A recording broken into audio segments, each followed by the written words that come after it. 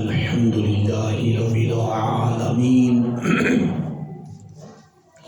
والصلاة والسلام علی سید الانبیاء والمرسلین اما بعد فقال اللہ عز وجل فی القرآن الحکیم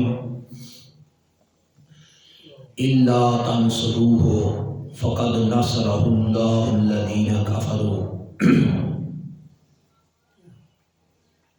إلا تنصروا فقد نصره الله إذ أخرجه الذين كفروا ثاني اثنين إذ هما في الغار إذ يقول لصاحبه لا تحزن إن الله معنا صدق الله مولانا العليم وبلغنا رسوله النبي الكريم الأمين.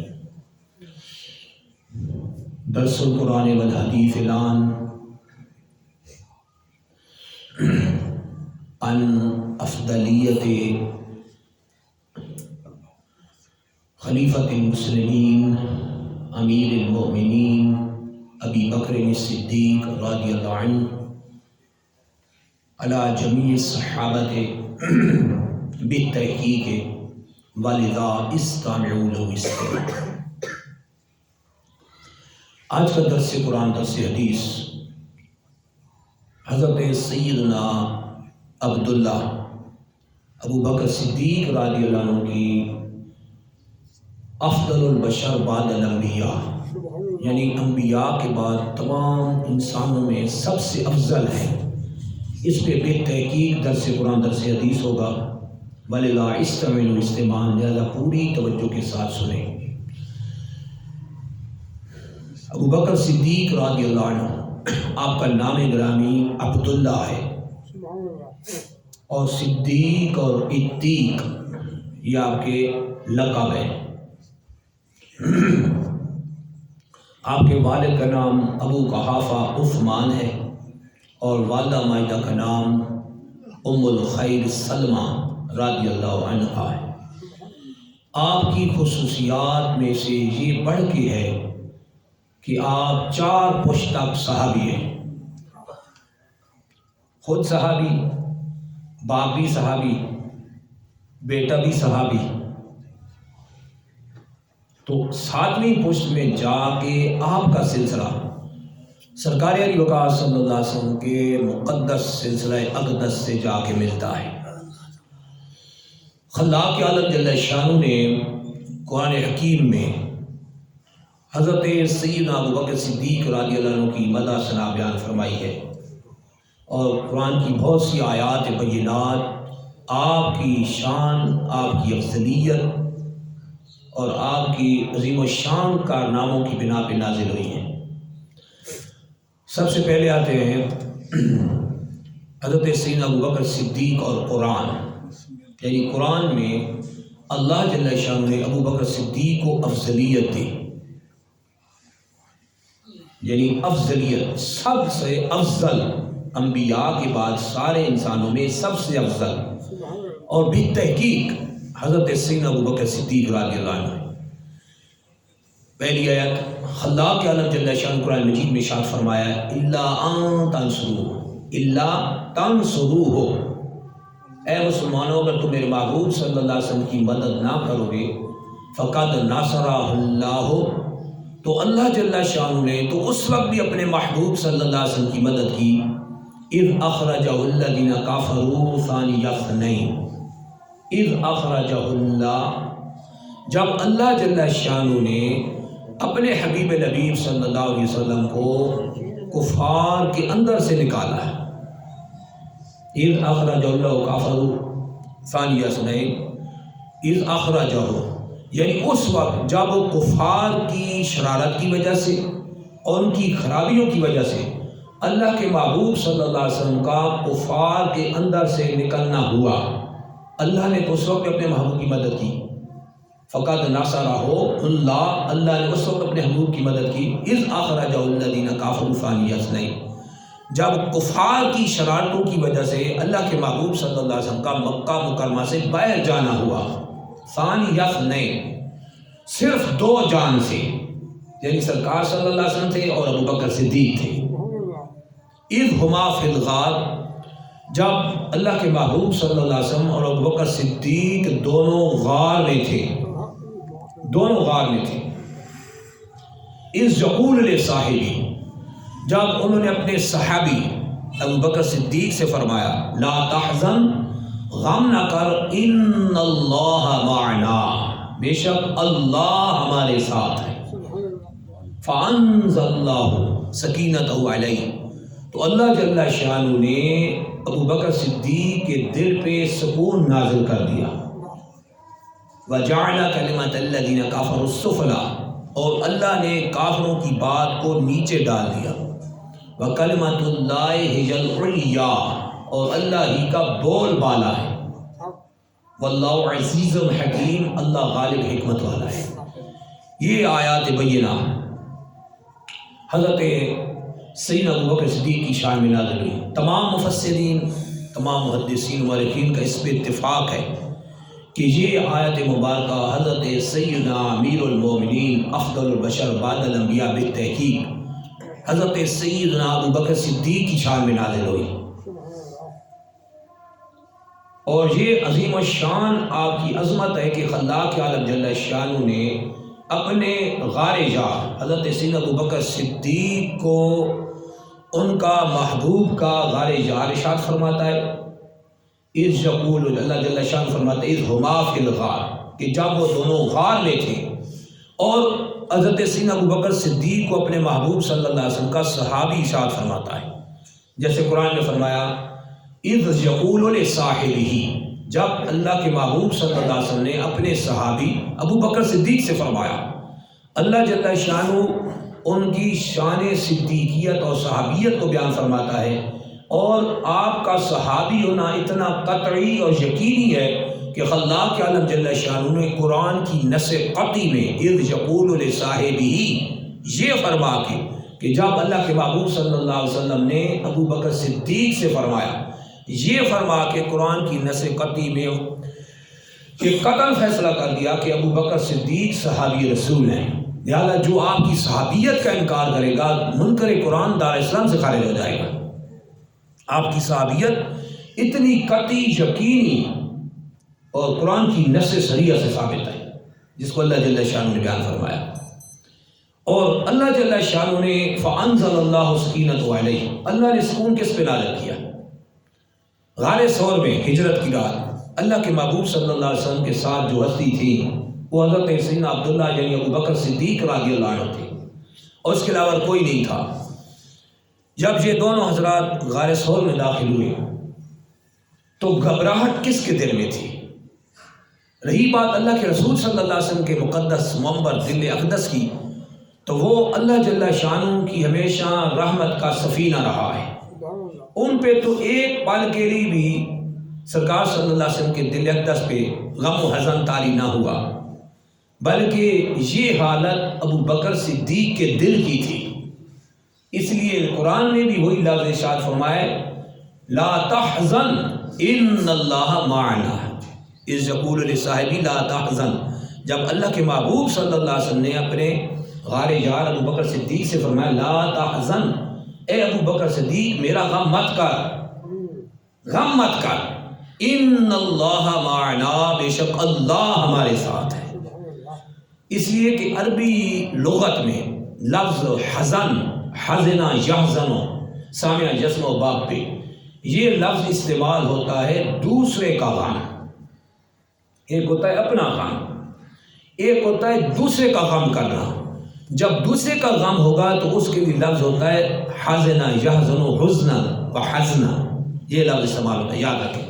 اس لیے قرآن میں بھی اس کو حزن کے ساتھ فرمایا لا تحزن ان اللہ معنا، اے ابو بکر صدیق آپ غم نہ کریں، آپ دل کی آپ کے دل پہ جو گھبراہٹ طاری ہے آپ غم نہ کریں، ان اللہ معنا، اللہ ہمارے ساتھ ہے۔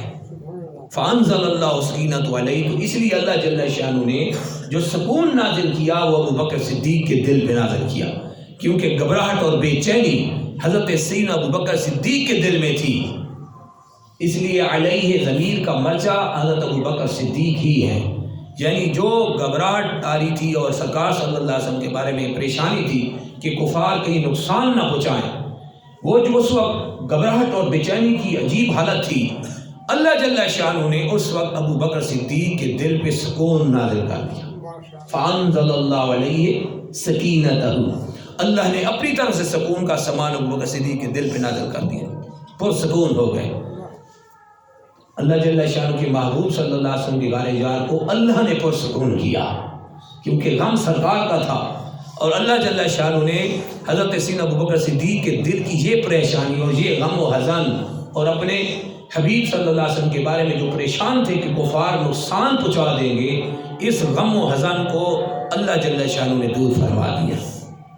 یہ قرآن کیا ہے کہ اللہ جل شانہ اپنے محبوب صلی اللہ علیہ وسلم کے جار غار ابو بکر صدیق کو، ان کو جار غار بھی فرماتا ہے، ان کو ان کا محبوب کا صحابی بھی فرماتا ہے، اور اللہ جل شانہ ان کے دل پہ سکون اور اطمینان کی کیفیت نازل کر دیتا ہے۔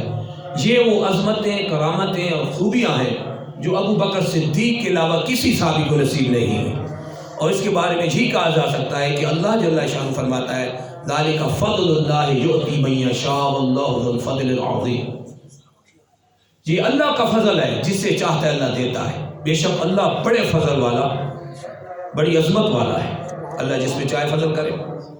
اب دوسری آیت جس میں ابو بکر صدیق افضل البشر بعد الانبیاء بے تحقیق ہے، یعنی سارے انسانوں میں انبیاء کے بعد، نبیوں کے بعد سب سے افضل جو انسانوں میں ہیں وہ حضرت ابو بکر صدیق ہیں۔ یہ ہم بے تحقیق بیان کر رہے ہیں۔ اب تحقیق قرآن، اللہ جل شانہ قرآن میں کیا ارشاد فرماتا ہے؟ دوسری آیت خلاق عالم جل شان فرماتا ہے وَسَيُجَنَّبُهَا الْأَتْقَى، جہنم سے دور رکھا جائے گا وہ جو سب سے بڑا پرہیزگار ہے۔ جہنم سے دور رکھا جائے گا الاتقا، وہ جو سب سے بڑا پرہیزگار ہے۔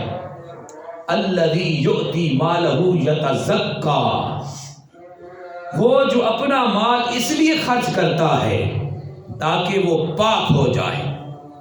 وما لأحد عنده من نعمة تجزى، اور ان کا کسی پہ کوئی احسان نہیں ہے، کسی کا ان پہ کوئی احسان نہیں ہے جس کا یہ بدلہ چکانا چاہتے ہیں۔ ابتغاء وجہ رب الاعلی، مگر یہ تو رب الاعلی جل جلالہ کی رضا کے طلبگار ہیں، اللہ کی رضا چاہتے ہیں۔ وَلَسَوْفَ يَرْضَىٰ، اللہ بھی ان کو اتنا عطا فرمائے گا کہ یہ راضی اور خوش ہو جائیں گے۔ یہ سورہ واللیل کی آیات بینات، تمام محدثین، تمام مورخین اور مفسرین کا اتفاق ہے سورہ واللیل کی یہ آیات بینات حضرت سیدنا امیر المومنین خلیفۃ المسلمین افضل البشر بعد الانبیاء بالتحقیق سیدنا ابو بکر صدیق کی شان میں نازل ہوئی، تمام کا اتفاق ہے۔ اب اللہ جل شانہ کہ یہ محبوب کے محبوب حضرت ابو بکر صدیق غار جار، ان کی فضیلت قرآن نے بیان کی اور افضلیت کو اللہ نے نص قطعی میں بیان کیا۔ توجہ والی بات ہے، قرآن میں فرمایا وَسَيُجَنَّبُهَا الْأَتْقَى، جہنم سے دور رکھا جائے گا الاتقا، جو سب سے زیادہ پرہیزگار ہے۔ اب قرآن کی تفسیر قرآن سے، قرآن نے جہاں ابو بکر صدیق کے لیے لفظ استعمال کیا اتقا، اللہ نے فرمایا کہ ابو بکر صدیق کو جہنم سے دور رکھا جائے گا کیونکہ یہ سب سے بڑے پرہیزگار ہیں۔ اور اس تفسیر قرآن بالقرآن، یعنی قرآن کی تفسیر قرآن کی دوسری آیت کرتی ہے، اللہ جل شانہ فرماتا ہے ان اکرمکم عند اللہ اتقاکم، بے شک تم میں اللہ کے نزدیک سب سے زیادہ عزت والا وہ ہے جو تم میں سب سے زیادہ پرہیزگار ہے۔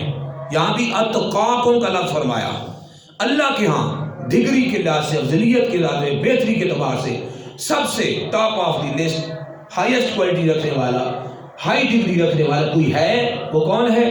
جو سب سے زیادہ پرہیزگار ہے۔ ادھر ابو بکر صدیق کے لیے فرمایا وَسَيُجَنَّبُهَا الْأَتْقَى، یہ آپ کی شان میں فرمایا کہ جہنم سے دور رکھا جائے گا جو سب سے بڑا پرہیزگار ہے۔ تو یہی اتقا کا لفظ اصول میں اللہ نے بتایا اللہ کے ہاں عزت والا سب سے زیادہ کون ہو سکتا ہے؟ وہ اصول میں بیان فرمایا ان اکرمکم عند اللہ اتقاکم، بے شک تم میں اللہ کے ہاں سب سے زیادہ عزت والا وہ ہے جو تم میں سب سے زیادہ پرہیزگار ہے۔ ادھر بھی اتقا، ادھر بھی اتقا، ادھر ابو بکر صدیق کی لفظ اتقا فرمایا، سب سے زیادہ، سب سے بڑا پرہیزگار۔ ادھر اللہ جل شانہ نے اصول میں بیان کیا کہ اللہ کے ہاں تم میں سب سے زیادہ عزت والا کون ہوگا؟ اتقاکم، ان اتقاکم، تم میں اللہ کے ہاں سب سے زیادہ کون ہوگا؟ اتقاکم، جو تم میں سب سے زیادہ پرہیزگار ہوگا۔ ان اکرمکم عند اللہ اتقاکم، یہاں اللہ نے فرمایا اصول میں کہ اللہ کے ہاں سب سے زیادہ عزت والا وہی ہے جو سب سے زیادہ پرہیزگار ہے، یعنی سب سے زیادہ افضلیت اس کی ہے جو سب سے زیادہ پرہیزگار ہے۔ اور ادھر قرآن کی سورہ واللیل میں فرمایا وَسَيُجَنَّبُهَا الْأَتْقَى، جہنم سے دور رکھا جائے گا جو سب سے بڑا پرہیزگار ابو بکر صدیق ہے۔ تو قرآن کی نص قطعی تفسیر قرآن بالقرآن سے معلوم ہوا کہ ابو بکر صدیق تمام صحابہ میں افضل البشر بعد الانبیاء بالتحقیق، تمام انسانوں میں انبیاء کے بعد سب سے افضل و اعلیٰ اور پرہیزگار ہے، کیونکہ اتقا کا لفظ اللہ نے ان کے لیے فرمایا۔ یہ ایک نص قطعی صریحہ ہے، احتیاط سے نص قطعی صریحہ توجہ کے ساتھ ذہن میں رکھیں کہ اللہ نے قرآن میں فائنل کر دیا کہ سب سے افضل، سب سے زیادہ عزت والا، سب سے زیادہ پرہیزگار اللہ کے ہاں سب سے بلند مرتبہ ابو بکر صدیق ہے، کیونکہ اتقا کا لفظ سورہ واللیل میں فرمایا گیا۔ پھر اللہ نے خوبی کیا بیان فرمائی واللیل کی صورت میں، آیات میں فرمایا وَسَيُجَنَّبُهَا الْأَتْقَى الَّذِي يُؤْتِي مَالَهُ يَتَزَكَّى، یہ ابو بکر صدیق وہ ہیں، میرے محبوب صلی اللہ علیہ وسلم کے جار غار ابو بکر صدیق وہ ہیں الَّذِي يُؤْتِي مَالَهُ يَتَزَكَّى، جو اپنا مال اللہ کی راہ میں اس لیے دیتے ہیں یتزکا، تاکہ وہ ستھرا ہو جائے، تاکہ وہ پاک ہو جائے، یعنی اللہ کی راہ میں مال بھی اس لیے دے رہے ہیں کہ پاک و صاف و ستھرا ہو جائے۔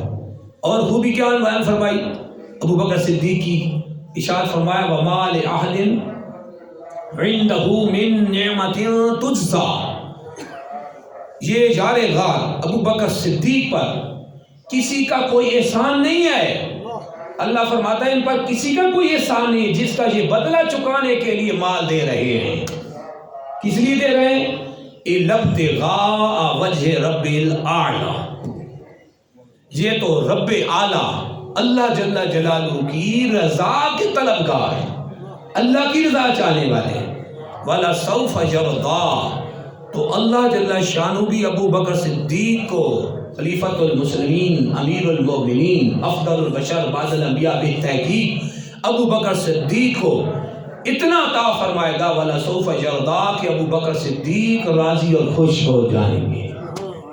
اس سورہ واللیل کی آیات بینات ابو بکر صدیق کی شان میں نازل ہے۔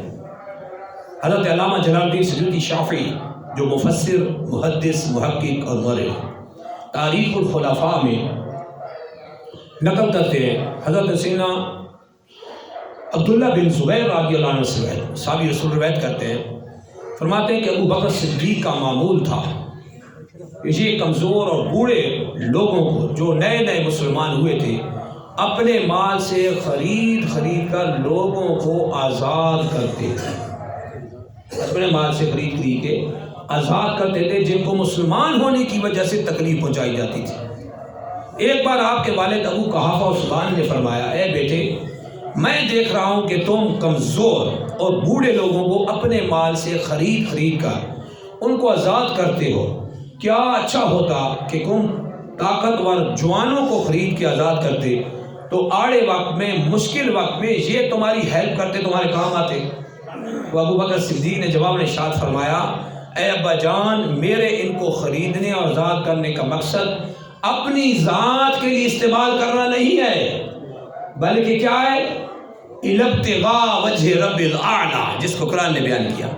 یہ اس لیے نہیں دے رہے، خرید کے آزاد کر رہے کہ ان پر کسی کا احسان ہے، بلکہ اس لیے آزاد کر رہے ہیں کہ اللہ جل جلالہ کی یہ رضا چاہنے والے ہیں۔ وَلَسَوْفَ يَرْضَىٰ، اللہ بھی ان کو عنقریب راضی کر دے گا، اتنا دے گا راضی اور خوش ہو جائیں۔ تو یہ آیت بینات آپ کی اس وقت شان میں نازل ہے۔ تاریخ الخلفاء میں علامہ جلال الدین سیوطی شافی مفسر محدث محقق اور مورخ یہ نقل فرماتے ہیں حضرت عروہ بن زبیر، یہ دوسری روایت ہے، فرماتے ہیں کہ میرے علم میں ہے کہ آپ نے ان 7 افراد کو خرید کر آزاد کیا جن کو صرف مسلمان ہونے کی وجہ سے ستایا جاتا تھا۔ چنانچہ سورہ واللیل کی آیات بینات آپ کے انہی کارناموں کی وجہ سے آپ کی حق میں نازل ہوئی ہیں۔ اب سورہ واللیل کی آخری آیات سے فائنل ہو گیا کہ حضرت سیدنا عبداللہ ابو بکر صدیق، آپ کا اصل نام ہے عبداللہ ابو بکر صدیق، ابو بکر کنیت ہے، صدیق عتیق آسمانی لقب ہے، یہ آپ کو دیے گئے۔ تو آپ تمام انسانوں میں انبیاء کے بعد سب سے افضل و اعلیٰ ہے، یاد رکھیں، یہ بالتحقیق بات کر رہے ہوں قرآن سے۔ آگے چلیں، قرآن کی تیسری آیت، اللہ کے عالم جل شانہ نے قرآن مجید میں ارشاد فرمایا فَإِنَّ اللَّهَ هُوَ مَوْلَاهُ، اللہ جل شانہ فرماتا ہے قرآن مجید میں وَالَّذِي جَاءَ بِالصِّدْقِ، وہ جو سچ کو لے کے آئے، وَصَدَّقَ بِهِ، اور جنہوں نے اس سچ کی تصدیق کی، فَأُولَٰئِكَ هُمُ الْمُتَّقُونَ، یہی پرہیزگار لوگ ہیں۔ آپ اس کی تفسیر حضرت علی فرما رہے ہیں، توجہ رکھنا۔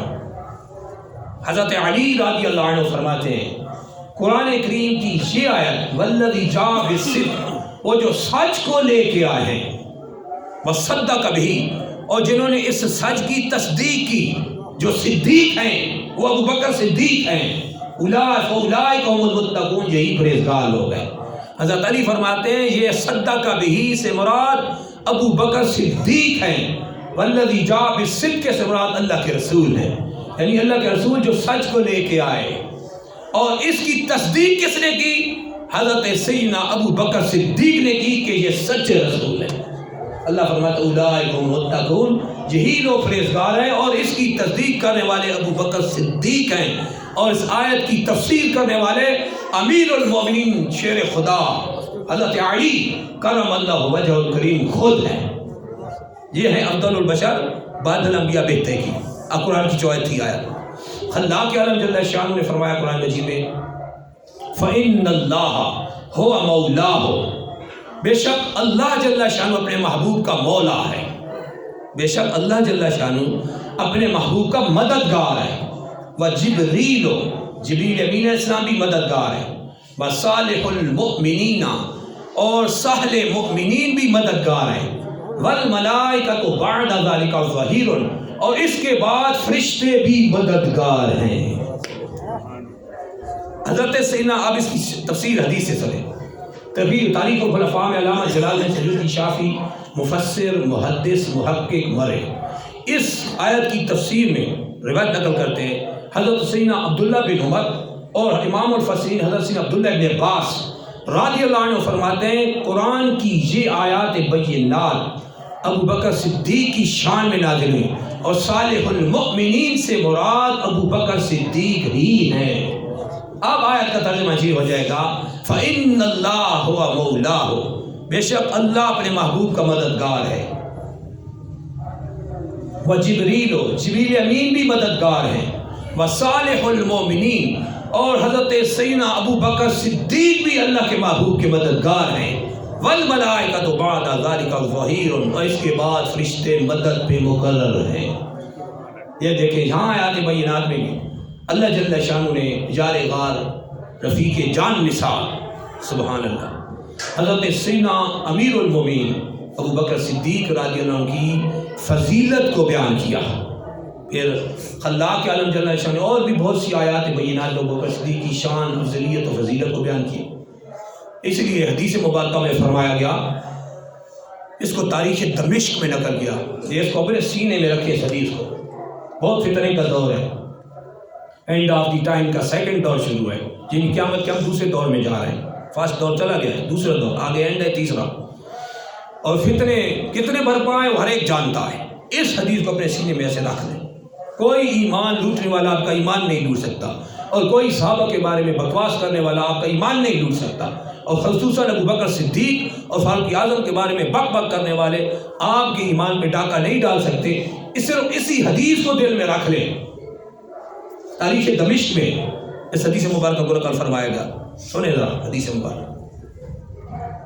سرکار دو عالم نور مجسم صلی اللہ علیہ وسلم فرماتے ہیں ابو بکر اور عمر رضی اللہ عنہما سے محبت کرنے والا مومن ہے اور ان سے بغض رکھنے والا منافق ہے.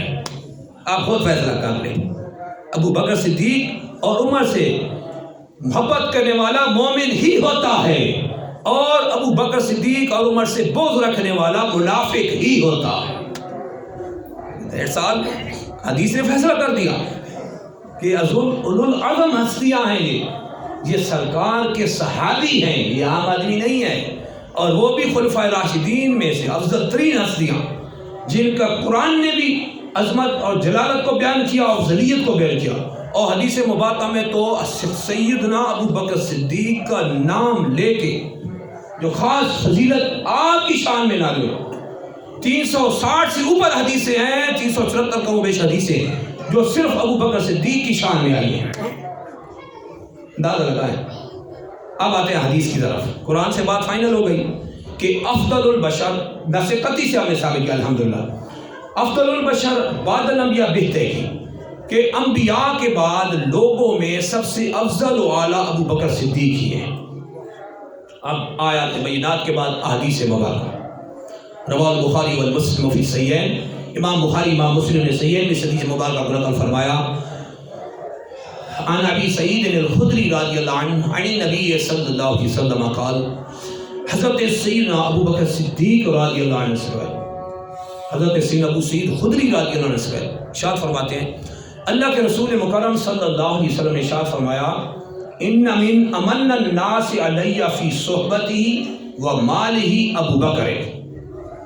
ارشاد فرمایا لوگوں میں, تمام لوگوں میں مجھ پر سب سے زیادہ احسان کرنے والے صحبت کے اعتبار سے, صحابیت کے اعتبار سے, صحبت کے اعتبار سے اور اپنا مال خرچ کرنے کے اعتبار سے, تمام لوگوں میں مجھ پر سب سے زیادہ احسان کرنے والے ابو بکر صدیق ہیں.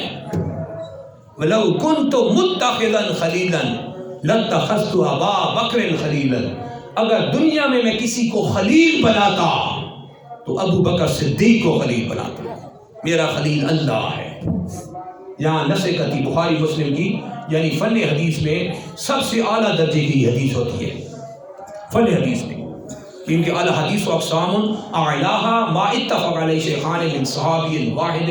حدیث کی بہت سی قسمیں ہیں. سب سے افضل و اعلیٰ ڈگری کی حدیث وہ ہے جس کو امام بخاری امام مسلم ایک ہی صحابی سے روایت کر رہے ہوں. یہ ہے بخاری مسلم کی نص, حدیث نص ہے. آپ ذرا توجہ رکھنا. ان من امن الناس علی فی صحبتی و مالی ابو بکر. سرکار کیا فرماتے ہیں لوگوں میں, تمام لوگوں میں مجھ پر مال کے اعتبار سے, مالی امداد کے اعتبار سے اور صحبت دینے کے اعتبار سے, ساتھ دینے کے اعتبار سے اگر لوگوں میں مجھ پر کسی کا سب سے زیادہ احسان ہے تو وہ ابو بکر صدیق ہیں. اللہ کے رسول فرما رہے ہیں, اللہ کے رسول فرما رہے ہیں جو کہ خود ساری کائنات کے مالک و مختار بنا کے دیے گئے. بخاری شریف کے حدیث میں جس میں سرکار یہ فرمائیں لو شئت اگر میں چاہوں لذهب معي جبال الذهب, اگر میں چاہوں تو میرے کے ساتھ سونے کے پہاڑ چلے. if I want, اگر میں چاہوں, یہ سونے کے یہ گولڈن ہیلز کھڑے ہیں, یہ سارے گولڈن ہیلز میرے ساتھ چلنے لگ جائیں. لیکن سرکار صلی اللہ علیہ وسلم جو ساری کائنات کے مالک و مختار بنا کے دیے گئے اور جو یہ ارشاد فرمائے بخاری مسلم کی حدیث میں سرکار صلی اللہ علیہ وسلم ارشاد فرمائے اوتیت بمفاتیح خزائن الارض فوجدت فی یدی, زمین کے خزانوں کی چابیاں لائی گئیں, میرے ہاتھ میں رکھ دی گئیں. سرکار کو یہ اختیار دے دیا گیا کہ زمین کے خزانوں میں جس کو چاہیں دیں. وہ سرکار فرمائیں ان من امن الناس علی فی صحبتہ و مالہ ابو بکر, بے شک لوگوں میں صحبت اعتبار سے, ساتھ دینے کے اعتبار سے اور لوگوں میں مالی مدد کرنے کے اعتبار سے سب سے زیادہ مجھ پر احسان کرنے والے ابو بکر صدیق ہیں. یعنی ان کے اتنے احسانات ہیں ان کے مجھ پہ اتنے احسانات ہیں کہ اللہ جل شانہ ہی ان کا بدلہ دے گا. آپ اسی کی حدیث کی شرح اور حدیث سنیں. شرح حدیث بالحدیث بخاری مسلم کی حدیث پیش کی تھی. اب اسی کی حدیث کی شرح ترمذی کی حدیث. رواہ محمد بن عیسیٰ ترمذی فی جامع، محمد بن عیسیٰ ترمذی نے اپنی جامع میں اس حدیث مبارکہ نقل فرمایا. عن ابی ہریرہ رضی اللہ عنہ قال، حضرت سیدنا ابو ہریرہ رضی اللہ عنہ سے ارشاد فرماتے ہیں قال رسول اللہ صلی اللہ علیہ وسلم، اللہ کے رسول مکرم صلی اللہ علیہ وسلم ارشاد فرماتے ہیں ما لأحد عندنا جد الا وقد کافیناہ. یہ بخاری مسلم جو بھی پہلے حدیث بیان کی، یہ حدیث اس کی شرح ہے، یعنی تفسیر حدیث بالحدیث، شرح حدیث بالحدیث. سرکار صلی اللہ علیہ وسلم فرماتے ہیں ما لأحد عندنا جد الا وقد کافیناہ. ہمارے اوپر اگر کسی کا کوئی احسان بنتا تھا، ہمارے اوپر اگر کسی کا کوئی احسان بنتا تھا، الا وقد کافیناہ، اس کا بدلہ ہم نے دنیا میں ہی چکا دیا ہے. ما خلا ابا بکر، سوائے ابو بکر صدیق کے احسانوں کا، فإن له عندنا جدا، اس لیے کہ ابو بکر صدیق کے میرے اوپر اتنے احسانات ہیں، یکافئہ اللہ بہا یوم القیامہ، کہ قیامت دن اللہ ہی ان کا بدلہ چکائے گا. اللہ بات ہی ختم کر دی کہ ابو بکر صدیق کتنے احسانات ہیں کہ ان کا بدلہ اللہ ہی قیامت کے دن چکائے گا. وما نافعنی مال احد قط ما نافعنی مال ابی بکر، مجھے کسی کے مال نے اتنا نفع نہیں دیا جتنا ابو بکر صدیق کے مال نے نفع دیا ہے. وَلَوْ كُنْتُ مُتَّخِذًا خَلِيلًا لَاتَّخَذْتُ أَبَا بَكْرٍ خَلِيلًا، اگر دنیا میں کسی کو اپنے راز دل کی جو آیات ہوتے ہیں اس کا رازدار بناتا، خلیل بناتا، تو ابو بکر صدیق بناتا. جس کی رضا پہ اپنی رضا فنا ہوتی ہے اس کو خلیل کہتے ہیں. خلیل وہ ہوتا ہے جو اپنے محبوب یعنی اللہ جل شانہ کے لیے رضا کے لیے ہر کام کرے، اس کی رضا پہ چلے، اپنا سب کچھ اس پہ قربان کرے. اگر میں دنیا میں کسی کو خلیل بناتا تو ابو بکر صدیق کو بناتا. الا وان صاحبکم خلیل اللہ، مگر غور کرو، خبردار، تمہارے اللہ کے محبوب صلی اللہ علیہ وسلم کا خلیل اللہ ہے، کہ دل کے راز اور دل کی چیزیں اور اس کی رضا پہ اپنی رضا فنا کرنا اللہ کے لیے ہے. میرا رب اللہ ہی میرا خلیل ہے. یہاں دیکھیں بھائی کر دیا. ابو بکر صدیق کتنے احسانات بیان کیے کہ اتنے احسانات ہیں، اگر ان کے احسانات کا بدلہ دنیا میں میں نے نہیں دیا، سب کا دے دیا، مگر ابو بکر صدیق کے احسانات اتنے زیادہ ہیں. یکافئ اللہ بہا یوم القیامہ، کہ قیامت کے دن اللہ ہی ان کے احسانات کا بدلہ چکائے گا.